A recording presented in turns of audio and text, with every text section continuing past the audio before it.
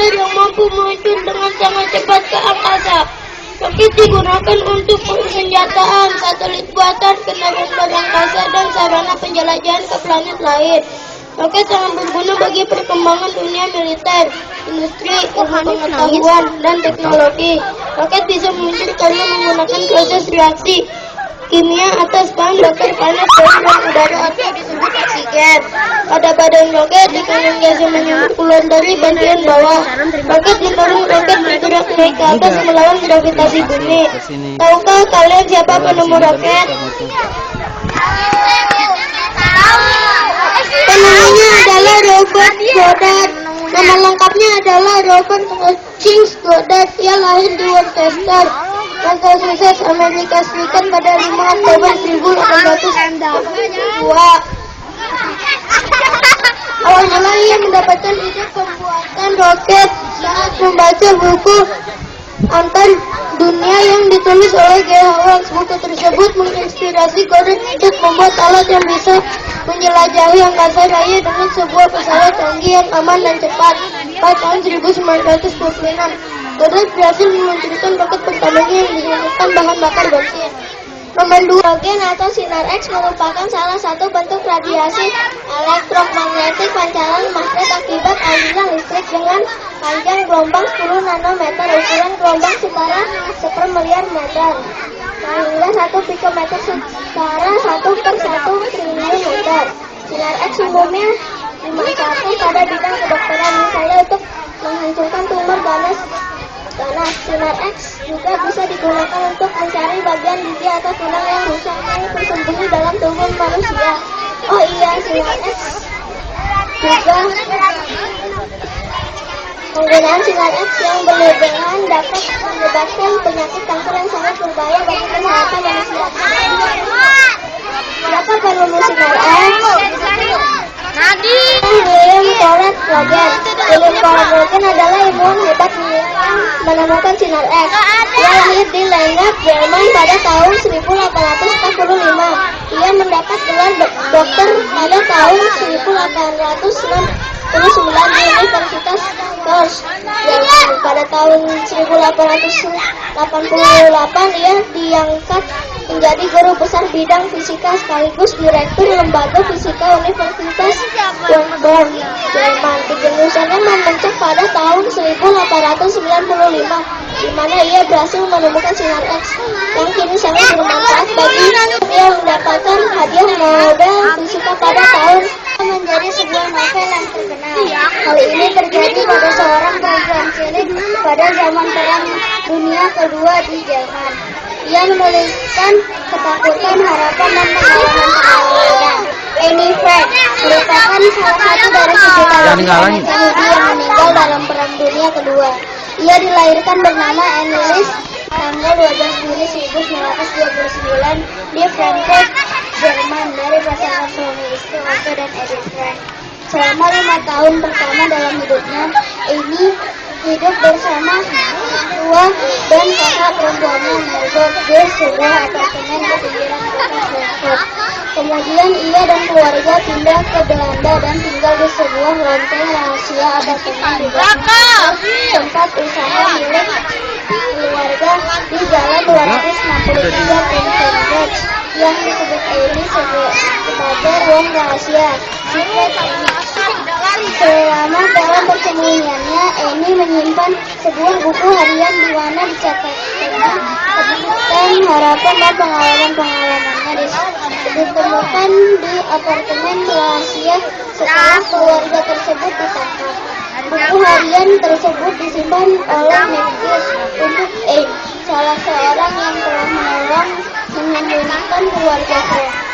Selesai perang, buku harian itu diterbitkan dalam berbagai bahasa dan digunakan di ribuan kurikulum sekolah menengah dan sekolah lanjutan di Eropa dan Amerika. Selanjutnya, teknis merupakan benda elektronik yang digunakan untuk menyimpan data elektronik, baik data tulisan, gambar, musik, film, dan sebagainya. Alat ini sangat bermanfaat bagi kepentingan manusia, khususnya dunia hiburan dan ilmu pengetahuan. Saat ini CD telah menggeser piringan hitam yang sebelumnya juga digunakan untuk merekam suara. CD memberikan banyak kemudahan bagi siapa saja. khususnya penikmat musik. Dilihat dari manfaatnya, CD bisa dikategorikan ke dalam berbagai jenis. Misalnya CD profil perusahaan, CD musik, CD katalog produk Indonesia, CD presentasi, dan CD pendukung informasi, dan sebagainya. Tahukah kamu siapa penemu compact disc? Penemu pertama kali adalah James T. Russell. James T. Russell adalah sosok penting yang berjasa dalam penemuan CD. Dia berlahir di Liverpool, Washington, Amerika Serikat pada tahun 1931. Ia menempuh pendidikan tinggi di Reed College, Portland, Amerika Serikat pada tahun 1953. Spesialisasi ilmu yang ia pelajari adalah fisika dan ia berhasil lulus dengan baik. Terasa ia berhasil menemukan CD pada tahun 1970 yang berguna untuk merekam suara dan menyimpan aneka data. Kondisi permainan yoyo. Permainan yoyo sudah ada sejak ratusan tahun yang lalu. Permainan ini merupakan permainan yang berbagai motif menunjukkan bahwa permainan yoyo adalah permainan tertua. Ditemukan gambar relief di sebuah candi di Mesir dan benda-benda yoyo dalam bentuk awal disebar di Yunani. Namun beberapa sumber perpustakaan menunjukkan bahwa permainan yoyo berasal dari Cina, kemudian bahasa Eropa dan berbagai benda. Pedro Flores, seorang beberapa pionir di Cina, telah merintis lahirnya permainan yoyo. Ke dalam era modernisasi, ialah salah satu tokoh pintar di Locos Mate. Pada tahun 1959, dia memiliki ide untuk mengangkat permainan yoyo menjadi suatu bidang usaha yang disukai untuk dia tekuni. Nama yoyo berasal dari bahasa Tagalog. Bahasa Filipina yang kembali berbekal sama permainan yoyo. Saat Pedro Flores mendirikan pada tahun 1928 mendapat sambutan yang baik. Kemudian usahanya dijual kepada Donald F. Duncan, seorang investor dari Amerika Serikat, melalui perusahaannya laporan produksi yoyo ia hasilkan kepada diperkirakan bahkan jumlah sampai puluhan juta. Sebenarnya nama merek namun secara umum identik dengan sebuah kamera kecil yang praktis dan alat ini berfungsi untuk mendokumen anak TK atau mengabadikan gambar atau foto yang diinginkan. Itulah sebabnya alat ini sangat membantu mereka yang berkecimpung di dunia data dan kearsipan. Misalnya, para pencari berita untuk mengabadikan peristiwa-peristiwa penting. Penemuan Kodak membuat dunia fotografi melalui perkembangan yang besar sebagai usaha. Kerekam suaranya. Nanti kerekam suaranya. Sudah foto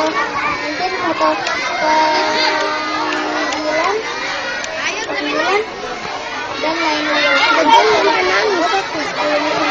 Kenapa tadi? Tahukah kalian siapa sosok yang berjasa dalam penemuan Kodak? Gara-gara gak mau Ia lahir di kecil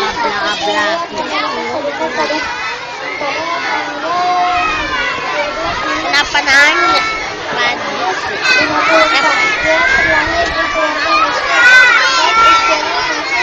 kenapa Kak Hani cerai Pak? Pak, kenapa dia cerai Pak? Tanyanya ke Hani, ke yang nangis. Apa?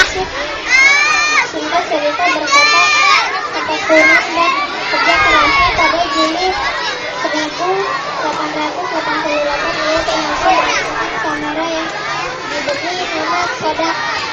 Saat ini Kodak menjadi merek terkenal di dunia. Dunia tulis menulis bisa membuat seorang menjadi subjek terkenal karena karyanya yang hebat. Salah satunya adalah novelis wanita yang membawa perubahan dunia film dan televisi ke Indonesia. Dia adalah Jane Austen. Dia lahir pada tanggal 16 Desember 1775 dan meninggal tanggal 19 Juli 1817 pada umur 41 tahun. Dia adalah salah satu penulis dalam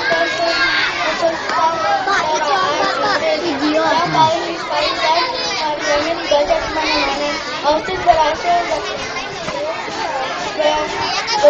dari keluarga kecil yang hidup harmonis dan bertempat tinggal di pinggiran papan. Di lingkungan bangsawan, dia dididik oleh ayahnya dan kakaknya, laki-lakinya, serta belajar sendiri dari buku-buku yang dibacanya. Dukungan penuh dari keluarga sangat membantu perkembangan Austin sebagai seorang penulis profesional. Proses belajar menulis berlangsung sejak masa remaja hingga usianya mencapai 25 tahun. Semasa hidupnya, karena Austin memilih untuk menerbitkan secara anonim, novelnya tidak membuat dikenal luas.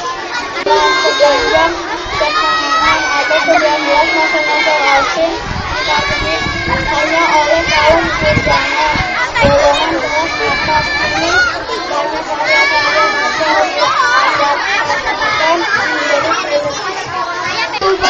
Batu baterai adalah alat yang berguna untuk menyimpan dan memantulkan.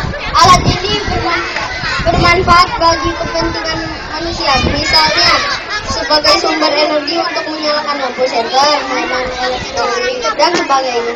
Energi yang tersimpan di dalam batu baterai bisa habis dalam jangka waktu tertentu. Nah, jika energi tersebut habis, sebaiknya jangan buang sembarangan, sebab benda ini termasuk sampah. B3, bahan berbahaya dan beracun, mengandung logam berat seperti merkuri, mangan, timbal, kadmium, nikel, dan litium. Siapakah penemu batu baterai? Penemunya adalah Alessandro Volta. Alessandro Volta adalah ahli fisika terkemuka asal Italia yang menemukan batu baterai. Ia dilahirkan di Como, Lombardia, Italia pada tanggal 18 Februari 1745. Ketika kecil, tidak ada tanda-tanda yang menunjukkan bahwa ia jenius. Justru Volta dianggap sebagai anak yang kurang oleh orang-orang di sekitarnya. Namun, perubahan drastis terjadi sejak usia 14 tahun. Ia menyatakan bahwa cita-citanya adalah menjadi ahli fisika. Selanjutnya, ia belajar dengan tekun dan penuh semangat. Hasilnya, pada tahun 1800, Volta menemukan batu baterai yang sangat berguna bagi masyarakat. Lapor perawat modern. Pada zaman dahulu, perawat adalah pekerjaan hina dan sebuah rumah sakit adalah tempat yang jorok. Profesi perawat banyak menghadapkan langsung dengan tubuh dalam keadaan terbuka, sehingga dianggap profesi ini bukan bagi wanita baik-baik dan banyak pasien perawat wanita di rumah sakit dengan tidak sopan. Perawat di Inggris pada masa itu lebih banyak laki-laki daripada perempuan. Florence Nightingale adalah global perawat modern, penulis, dan ahli statistik. Ia lahir di Florence, Italia, 12 Mei 1820 dan meninggal di London, Inggris, 13 Agustus 1910 pada umur 90 tahun. Ia dikenal dengan nama bidadari berlampu, Lady Williams, atas jasanya yang tanpa kenal takut mengumpulkan korban perang pada perang Crimea dengan hidung wilayah Rusia. Pada tahun 1836, ia mengunjungi Kaiserslautern, Jerman, dan mengenal lebih jauh tentang rumah sakit modern pionir. Di sana, ia terpesona dan komitmen dan kepedulian yang dipraktekkan oleh para biarawati kepada pasien. Ia jatuh cinta pada pekerjaan sosial keperawatan, serta pulang ke Inggris dengan membawa angan-angan tersebut. Angel mengajarkan kembali konsep penjagaan kebersihan rumah sakit dan kiat-kiat guru rawat.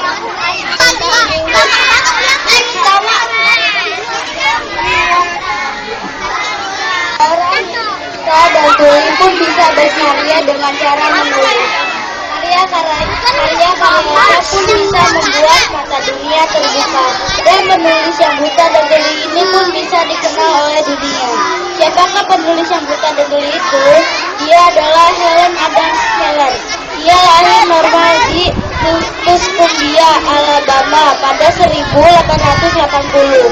Ia di usia 19 bulan, ia diserang penyakit yang menyebabkannya buta dan tuli.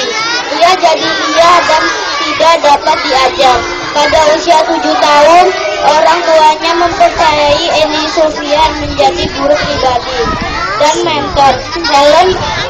Annie memegang tangan Helen di bawah air, dan dengan bahasa isyarat, ia mengucapkan A-I-E pada tangan yang lain.